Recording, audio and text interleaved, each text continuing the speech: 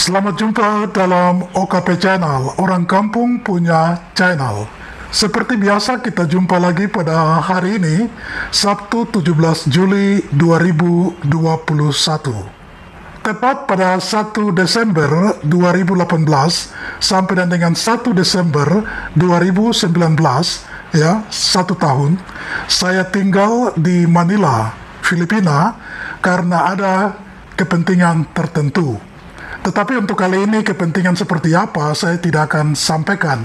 Mungkin nanti akan divideokan pada kali-kali berikut.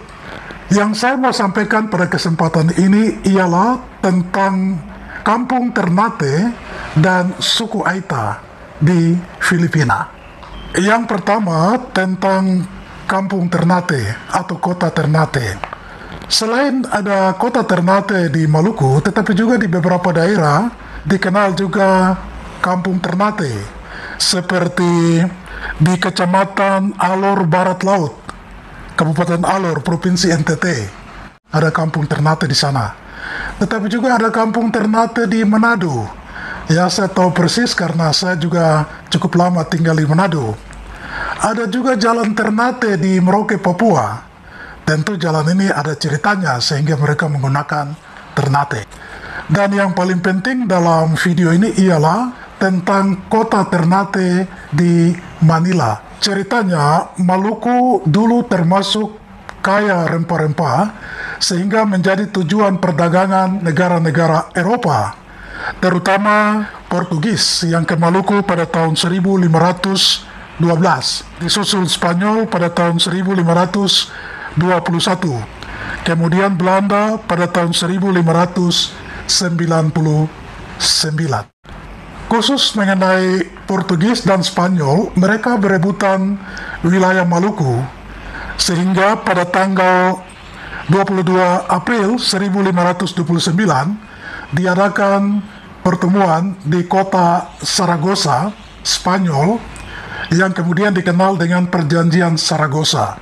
Di situ dikatakan bahwa Maluku menjadi wilayah perdagangan dari Portugis, sementara Spanyol harus angkat kaki dari Maluku menuju ke Filipina. Ketika Spanyol meninggalkan Maluku, orang-orang pribumi Ternate yang telah menjadi Katolik, mereka ikut Spanyol ke Filipina. Pertama-tama karena sudah terlanjur dekat dan kerjasama dengan pihak Spanyol, tapi juga mereka diminta bantuan untuk melawan para bajak laut dari Cina di Filipina.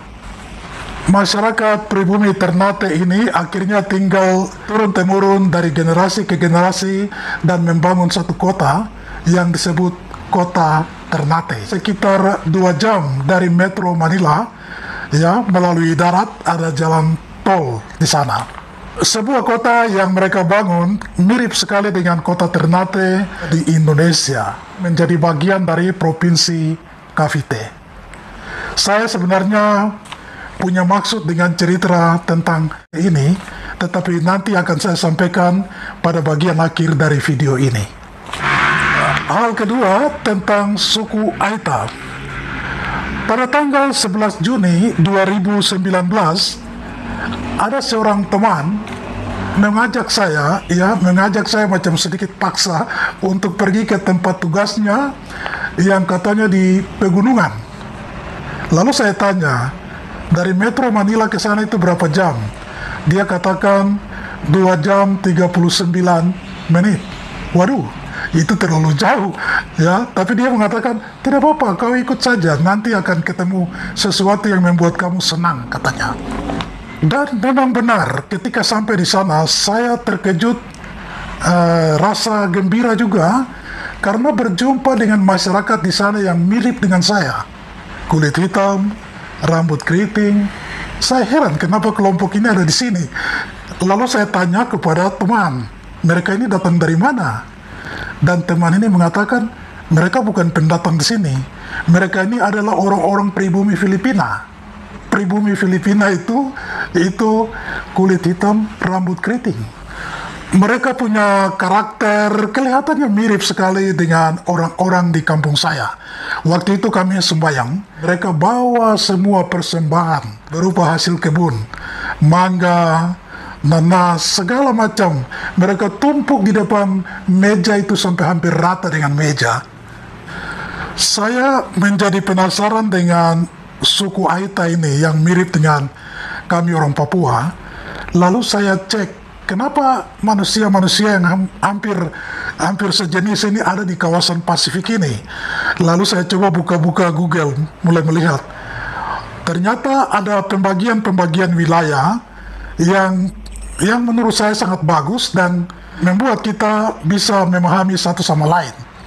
Yaitu ada Oceania, terus ada Polinesia, ada Mikronesia, ada Melanesia, mana yang masuk di grup-grup ini, ya.